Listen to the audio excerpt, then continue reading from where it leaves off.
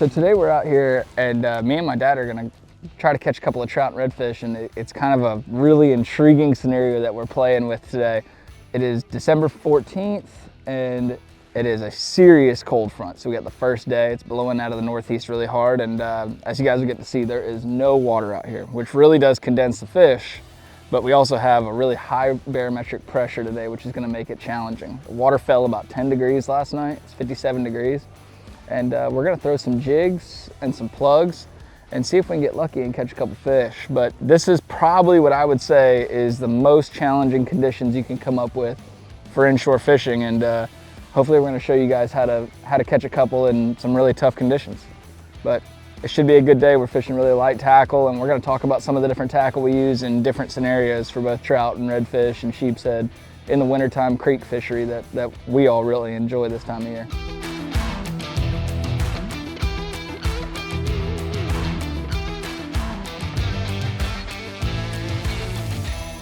So kind of a standard wintertime setup for us, and this would be like on the very simplest end of artificial lures and stuff, you know, using artificials, is a little jig like that. That's a mirror lure Little John on a 16th ounce jig head.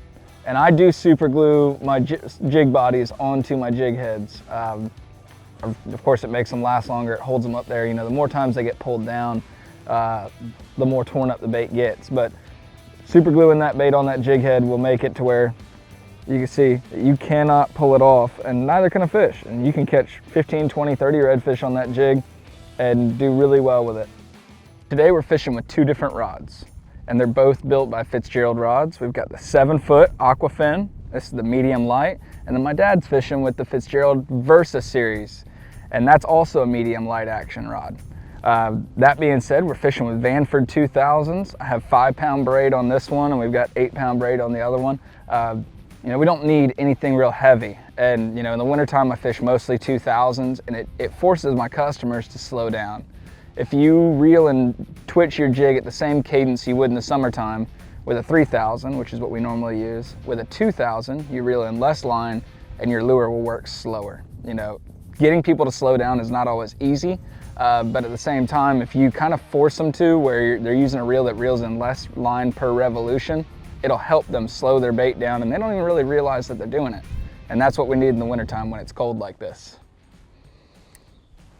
So we've got a super negative tide right now. What we're doing is we're in this little trough right here. You got two creeks that converge right here. All the water's flowing out, and we've got this big deep trough right here. We're kind of working our way toward the end, down where this white foam is. And of course, you know, if you look up that way into that creek, you can see there's no water. I mean, it's virtually dry. So when the tide falls out, all those fish have to fall out of those creeks and they drop off into these holes. And that's really what the whole winter fishery is kind of based on, right? You know, using that low tide to catch these fish in the holes, and it works out really well. I mean, you know, for everything from sheepshead, black drum, flounder, trout, redfish, they're all gonna fall off into these holes, and then kind of where they'll sit in a hole might be a little different. If you're gonna throw for a redfish, you may want to kind of work up along the edges in a foot of water or so, whereas the trout and the black drum and the sheepshead will probably be down toward in the middle of it, in the deepest part, especially if there's some rocks on the bottom. That's where you're going to find the sheepshead. But that's kind of it. I mean, you know, in the summertime we would fish right up against the bank on the high tide, and then in the wintertime we're really utilizing these low tides to condense the fish, pull all the fish out of a creek and put them in a hole. And that's what happens every day on low tide. That's why we like to do this.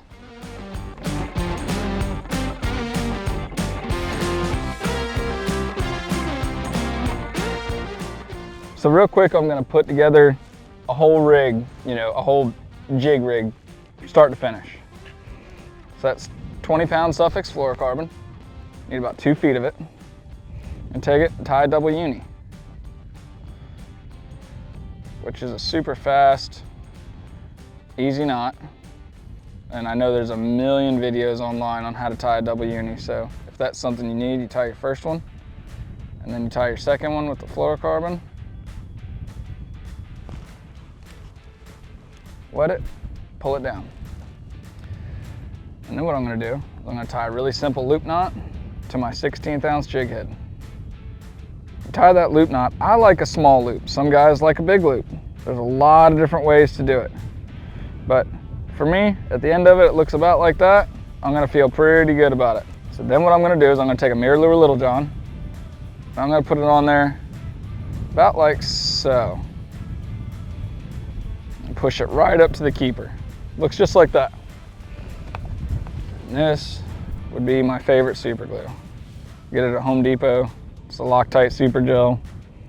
And literally I just put a little bit right there, not a ton. And then you slide that jig up there just like that, and you're ready to rock and roll. Loop knot, 20-pound fluorocarbon, 16th ounce jig head, and a Little John.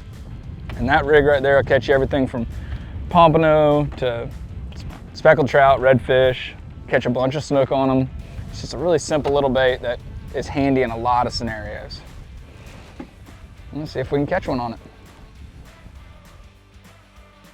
So you saw me rigging up that 16th ounce jig head with that Little John.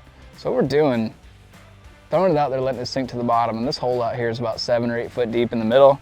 And then you can kind of work up toward the edges, of course, for redfish and other stuff, but we're letting that jig fall all the way to the bottom, and I'm pretty much just hopping it up one time. That bite's gonna come on the fall, and sometimes when they get really fired up, a couple days ago when it was warm, we had it, you would throw the jig out there in the hole and it wouldn't even hit the bottom. I mean, just the initial fall, a fish would eat it.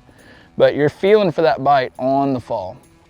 And that's kind of the most important part. A lot of people are like twitching it and they want to get that bite while they're moving it. And that's not going to be the case with a trout or a redfish most of the time. They're going to hit it on the fall as that bait is coming down back toward them. They're going to make that decision, eat it, because once it gets below them with their eyes on the top of their head, they're not going to be able to find it. And that's what kind of creates that reaction bite. That bait falls, and once it gets right in front of their face, they have to decide, eat it or don't. And it works out pretty well. I mean, these fish do really, really well on these Little Johns, and we're able to catch a lot of different species on them. I mean, caught a bunch of pompano on them last week, so I mean that's always a fun one too. When you're trout fishing, you hook a pompano and he peels a bunch of drag. But hopefully here in just a second we'll catch one and show you.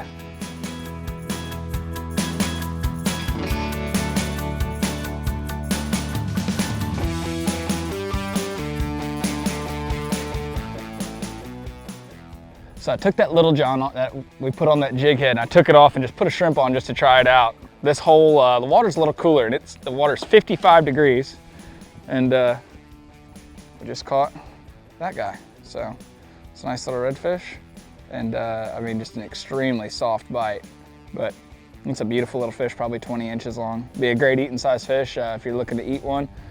We're gonna let him go, but awesome little fish, and that jig head is right there. Actually kind of in a tricky spot.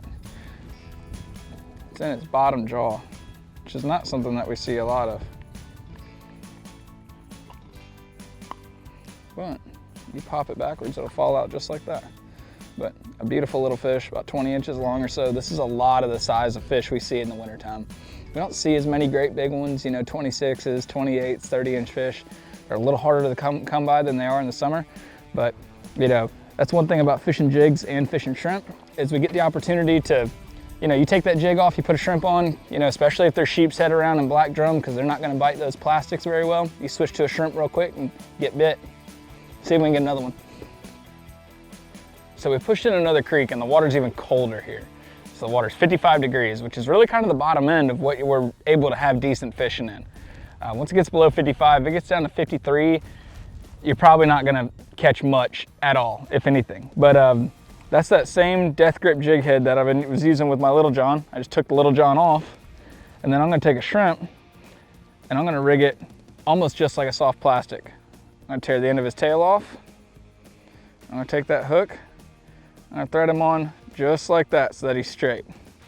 And that's exactly what we're doing right there. Throwing it in the hole, letting it sit, and see if we can get a bite. So what I'm doing is I'm just throwing this shrimp out there in the hole. I'm letting it sit. Every once in a while, I'm gonna kind of move it along just to try to get a fish's attention. A sheepshead bite is gonna be like a tug and a grab, and a tug and a grab. A redfish is just gonna be a thump, and then he'll start to pull away with it slowly. But that's kind of what you're feeling for and what you're looking for. I mean, you can tell the different species by how they eat that shrimp. A sheepshead, you wanna let them take it for a while. A redfish, you wanna hit him pretty quick or you end up gut hooking him. But those are two kind of really telltale bites as far as what, that you can really tell the difference between the fish. And, like I said, we really try not to gut hook a little redfish. You get one thump, you feel the pressure of that fish pulling away, you want to go ahead and set the hook pretty quick. If it feels like it's biting it and letting it go and biting it and let it go, that's not going to be a redfish. He does not play with his food. If you watch my rod tip right now, I'm actually getting a bite from what I think is a sheepshead. And it's kind of hard to see. He's swimming toward me.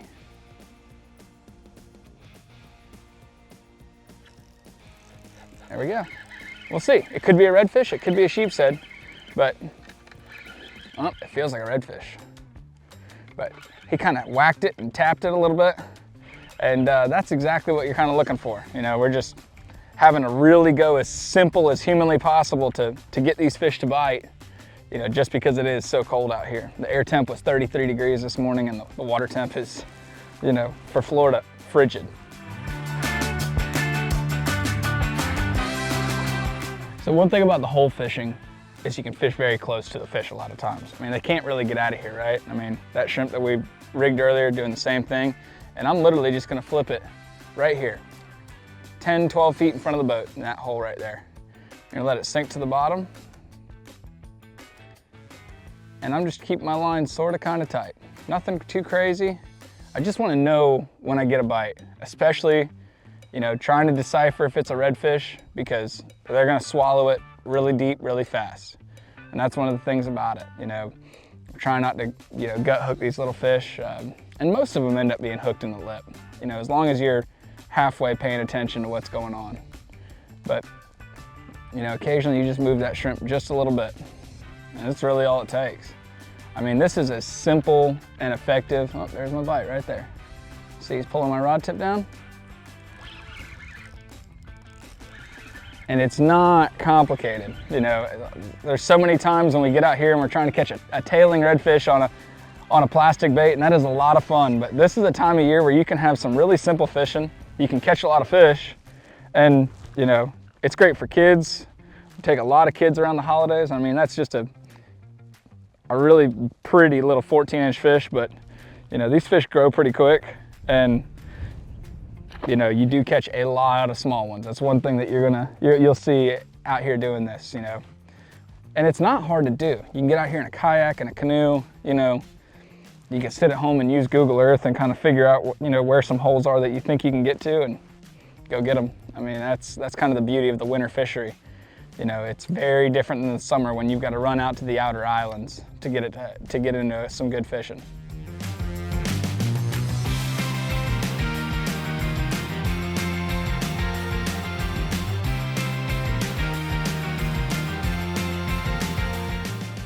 That's another nice 20-inch fish. I mean, again, if you're looking for a redfish to take home for dinner, that's a great candidate right there.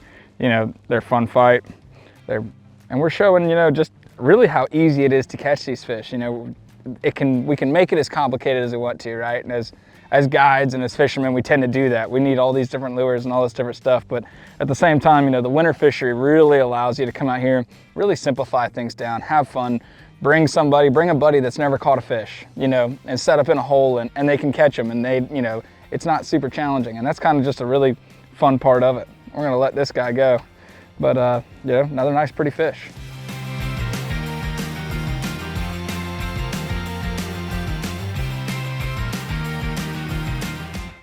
So we found a few fish, right? We've caught a handful of them on shrimp. We're gonna throw that little John out there. And this is kind of one thing about it. You really wanna let that bait make contact with the bottom. And that's a big part of it. It's kind of challenging right now because we are fishing into the wind. That makes it a lot harder to feel the bite because the wind's blowing the slack back into your face. There's one right there, hit it on the fall. But that being said, I mean, it's not, if you're slow, you're methodical, you're patient with it, I mean, you can make it happen.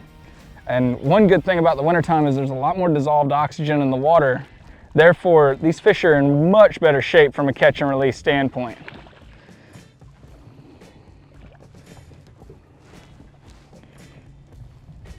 You can see that one right there. He liked it. A little bit of plastic action for him. But you know, that's just it. This is probably the best time of the year if you said you're gonna go catch and release redfish fishing or any inshore fishing. It's the best time of the year to do it because the fish are just in way better shape when you let them go. They don't fight that long, they are cold, but at the same time when they get back in the water, they're able to recover really quick versus the summertime when fish will wear themselves out, fight longer, there's less oxygen in the water, and they find themselves susceptible to predators sometimes, as some of us have seen on the outside islands, and the sharks get kind of rough.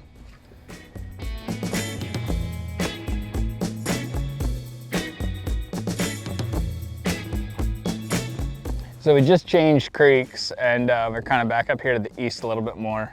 Water's 57 in here, but really we're trying to catch some trout, and typically trout will bite to about 58 degrees in our area. You know, you go a little further north, they'll bite in a little bit colder water. They're a little more acclimated up there, but in Crystal River, 58 degrees seems to be about the bottom end of the trout spectrum as far as being able to get bit. And we're just fishing a couple of deep little sloughs, but so far we haven't had any bites, but we're fishing plastics. We may switch over and try to drag a shrimp across the bottom, see if we can get one to bite. But I mean, you look around this place, there is not a whole lot of water.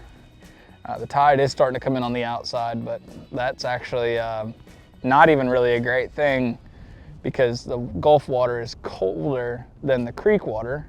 So you really want to try to stay on that outgoing tide where that warmer water is flowing out. Although the water is very cold, it's still warmer than what you're going to have coming in on the incoming tide. Oh God. Ah! You don't know how to mess it all up. Do that. Oh, it's a trout. So we finally convinced the trout to bite. And I tried really hard to mess it up right there. But shrimp on the bottom. We found some water that's 58.5 degrees. And there he is. A nice freezing cold wintertime speckled trout. So that trout, I was getting a sheepshead bite, I think. And I was just sitting here and I got a little thump and another little thump and it felt like a sheepshead and all of a sudden it stopped. And I was like, man, I guess he didn't really want to eat. And I twitched a little bit and I got one good thump and he started to pull the rod tip down. And that's kind of, trout and redfish are gonna bite very similar. They're gonna eat it, they're not gonna nibble at it, and then they're gonna normally, take off with it. And that's exactly what he did. He pulled away pretty quick with it. We may try to throw some plastics here in a minute, see if we can get one to bite on an artificial, but I've been looking around, I ran around in a bunch of creeks and checked a bunch of holes, and we finally found some water that's 58.5 degrees. And that, like I said earlier, is kind of the number where you can get the trout to bite. They're not gonna be excited.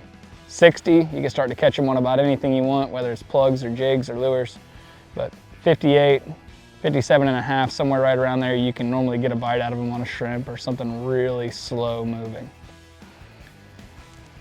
See if we can get another bite here. That's what I was talking about before I had that trout bite. Check that little guy out. So that is as baby of a sheepshead as you're gonna get, but these little guys will sit there and pick at it and play with it and mess with it. And that's what I was feeling before I got that bite from that trout, is a little tiny sheepshead. One nice thing that we don't have to worry about is there's no pinfish in these creeks in the wintertime. It's too cold, they all go offshore. So if you feel little pecks, it's most likely gonna be a sheepshead. And I actually caught that one. The little guys are very hard to catch.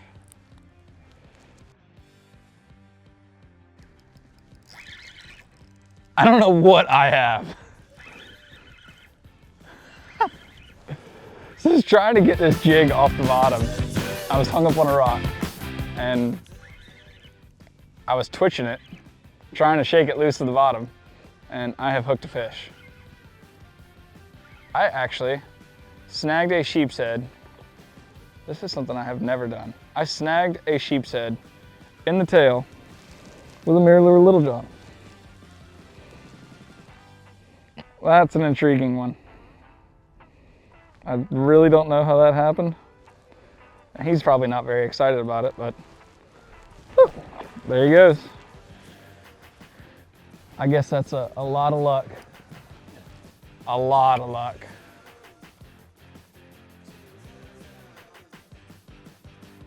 So we just wrapped up kind of a challenging morning, you know, and we knew it going into it. We wanted to come out here, try to kind of show some different ways to try to get some bites on, you know, really some of the most challenging conditions that you can put together in Crystal River. First day after a cold front, you know, it's really, really cold. The water temperature fell 10 degrees last night, but we managed to catch probably about, what, 20 redfish, caught one trout at the end, a couple of sheepshead. So we did get a few decent bites, had some fun, and got to come out here and spend the morning with my dad, and that's always a plus. But yeah, I mean, you know, we're gonna try to do a little bit more of this and show some other different techniques for the wintertime fishery, but you know, it's really a simple fishery. You don't have to overcomplicate it. You don't need a crazy boat. You can get out here, have a good time. Anybody at any skill level can catch fish, and it's something I think everybody should try to enjoy.